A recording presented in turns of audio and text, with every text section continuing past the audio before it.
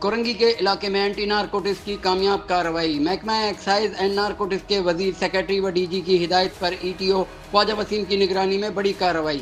महकमा excise and narcotics Korangi की team ने कोरंगी रोड नासिर जंप पर छापा मार कार्रवाई करते हुए मजदा TKO 484 से आला क्वालिटी के अल्कोहल ड्रम बरामद कर लिए।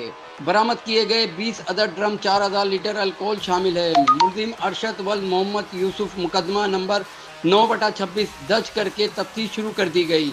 ये अल्कोहल कराची के मुख्तलिफ इलाकों में जाली शराब में इस्तेमाल किया जाना था। लाखों इंसानी जानें बचा ली गईं। मजीद तफ्तीश जारी है।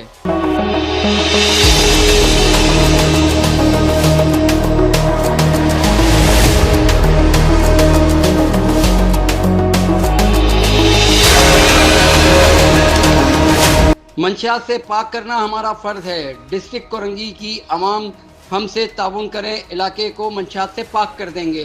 कैमरामैन खानजादा के साथ जुनेद हसन सिद्दीकी, पब्लिक पोस्ट, कराची।